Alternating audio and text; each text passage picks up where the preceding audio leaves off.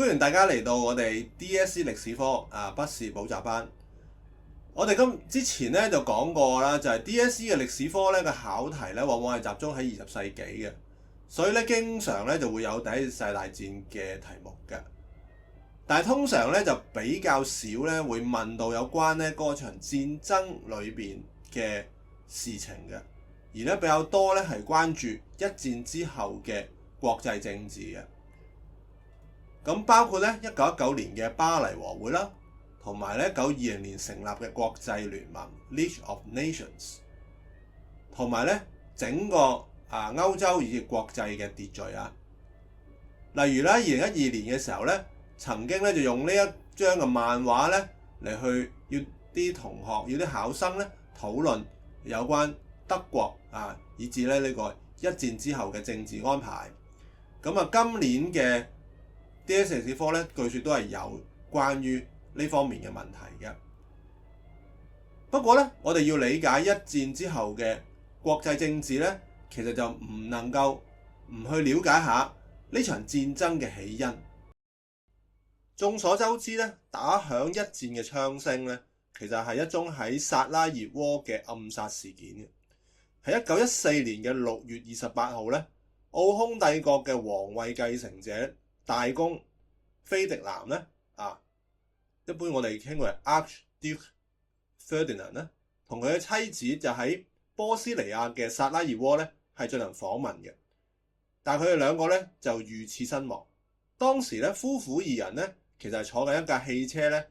喺薩拉熱窩進行緊訪問，而咧遭到一個槍手，佢嘅名叫做夫里諾普林西普咧開槍射擊。策劃呢次暗殺咧，其實係一群塞爾維亞嘅民族主義者，佢哋咧要擺脫咧奧匈帝國哈斯堡王朝咧對於波斯尼亞嘅控制同統治嘅。同時咧呢啲嘅民族主義者都得到咧沙俄帝國嘅支持，因此咧暗殺行動咧就引起奧匈帝國同沙俄之間嘅激烈衝突，而且咧將雙方咧結盟嘅國家咧都捲入咗呢場戰爭裏邊。結果就發生就一邊就係同盟國啦，就係奧匈帝國德意志同埋呢個鄂圖曼帝國為主啦。另一邊咧就係協約國啦，就由沙俄、英帝國同埋法國等等。戰爭嘅起因咧當然係民族主義啦，結果亦都可以話係民族主義，因為咧戰爭結果咧其實令到咧原本控制住眾多嘅民族嘅舊式帝國咧，可以話係戰敗同埋瓦解，包括就係戰敗嘅德意志啦，同埋奧匈帝國，以至咧鄂圖曼帝國。而沙俄咧就亦都喺呢個戰爭裏邊咧陷入咗國內嘅俄國革命嘅衝擊而倒台嘅。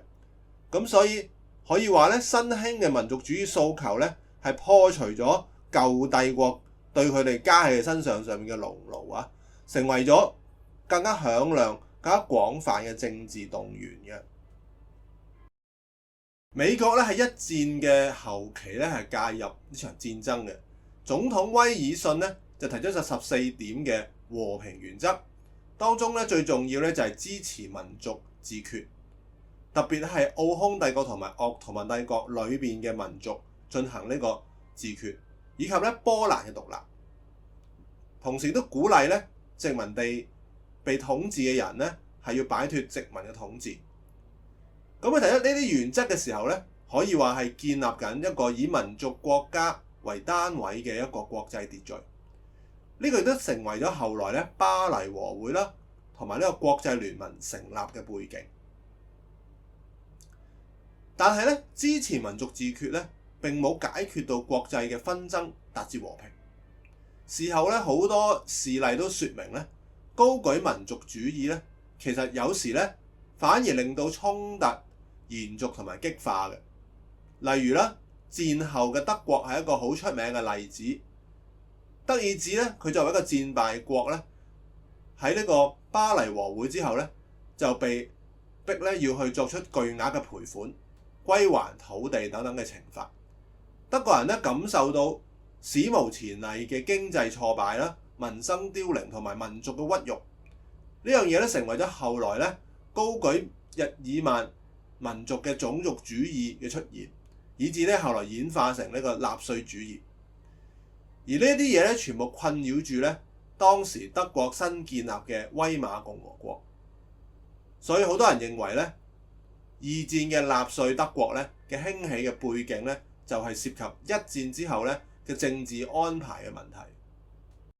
嗱，歐洲擺唔平啦，其實歐洲以外一樣嘅。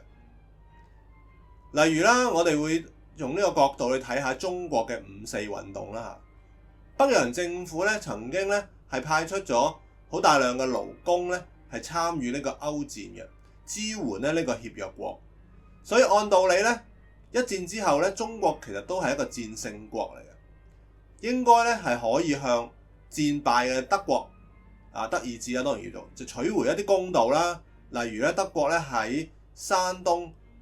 膠州灣嘅權益啦。但係咧，日本又同時之間咧係屬於呢個協約國嘅成員喎，即係戰勝國啦。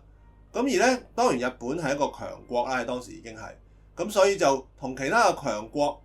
英國美國呢啲國家咧之間可以話係主導咗戰後嘅安排。所以日本最後咧就係取得德國喺膠州灣嘅權益。呢樣嘢咧令可以話係漠視咗中國嘅民族主義嘅訴求啦，同埋領土完整嘅原則嘅，而引發咗咧五四運動。結果當然啦，就係令到中國嘅民族主義進一步高漲啦，同日本嘅矛盾更加激烈啦。咁而中國人更加覺得咧自己係被欺凌。咁同時咧，呢個政治安排當然就冇阻止到日本咧作為一個列強去對中國嘅侵犯去到1930年代以至之後啦即係日本喺中國嘅勢力不斷咁擴大，由東北去到華北，以至咧發動全中國嘅即係侵華戰爭。咁呢個可以話咧，亦都同一戰係有關係。美國嘅一位歷史學家，佢叫 Erving Mandela 咧，佢就寫嗰本書啦，裏面指出咧呢個時期咧可以話係稱之為威爾遜時期。受到帝國同埋民族殖民主義欺凌嘅人咧得到鼓舞，佢哋咧紛紛都要爭取自決，